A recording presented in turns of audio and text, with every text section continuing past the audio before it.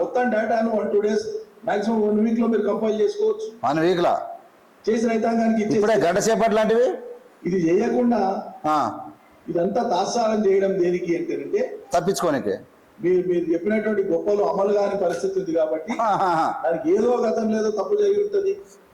లేకుంటే నిజంగానే ప్రజలకంతా ఏదో ఎవరికి రైతు బంధే రానట్లు ఇచ్చిన రైతు బంధు అంతా ఏదో గుట్టలు గట్లకు దారులకే పోయినట్టు అంతా నేను ఏమంటున్నా అంటే అంత పోయిందని ఎవడు అనలే.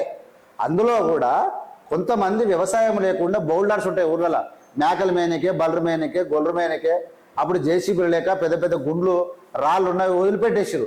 అలాంటి వ్యవసాయం చేయని వాటికి కొంతమంది దొరలు అడగోలు రాసుకున్నారు, దోసుకున్నారు. మొత్తం అదే అనలే. కొంతవరకు ఉన్నాయి, కొంతవరకు రియల్ ఎస్టేట్ భూములకు ఊర్లు ఇల్లు నిర్మించినాక కూడా వాళ్ళ ఇళ్ళకి నెంబర్లు వచ్చినాక కూడా రైతు బంధు వచ్చినటువంటి ఊళ్ళు కొన్ని అన్ని మొత్తం అంటలేరు.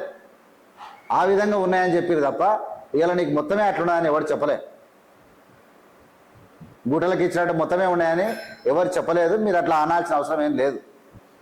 ఇలా పూర్తిగా మీ యొక్క పరిపాలన కాలంలో మీరు 11 సార్లు 10 ఏళ్ళలో 11 సార్లు మీరు రైతు బంధు ఇచ్చిరు.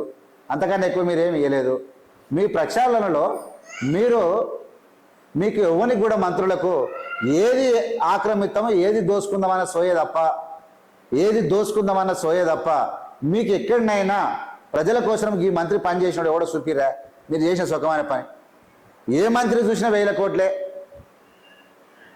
మీరు మన నీతి వాక్యాలు బోధిస్తారు. మీరుగా ఇప్పుడు ఉన్న కాంగ్రెస్ ప్రభుత్వం నిజంగా సుఖమైంది తీసుకుపోయి ఇలా లోపడేసి మొత్తం రికవర్ చేస్తే అన్ని బయటపడతాయి.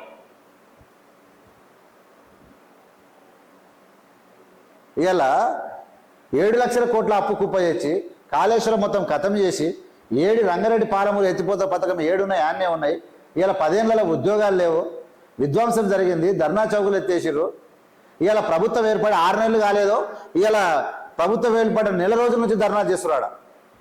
ప్రభుత్వం ఏర్పడ్డ నెల రోజుల నుంచి ధర్నాలు చేస్తూ ఉన్నారు. మరి మీ లేఖన చేస్తున్నది ప్రభుత్వం. ఎవరు ఏం చేసింది మీకు అర్థమవుతలేదా? 2 లక్షల రుణమాఫీ పూర్తి గైడెన్స్ ఇచ్చిరు కదా. 2 లక్షల రుణమాఫీ ఆగస్టు 15 లోపల చేస్తామని చెప్పి గైడెన్స్ చేసి చిత్తశుద్ధితో ఎట్ ఏ టైం అన్న ఈ దెబ్బకు మీకు జ్వరం పట్టాలి. కుళ్ళు ఓతుగాళ్ళకు ఓవరాక్షన్ గాళ్ళకు కూడా జ్వరం పట్టాలి. కానీ మీకు జ్వరం పడతలేదంటే మీ కడుపులు ఉడుకుతున్నాయి.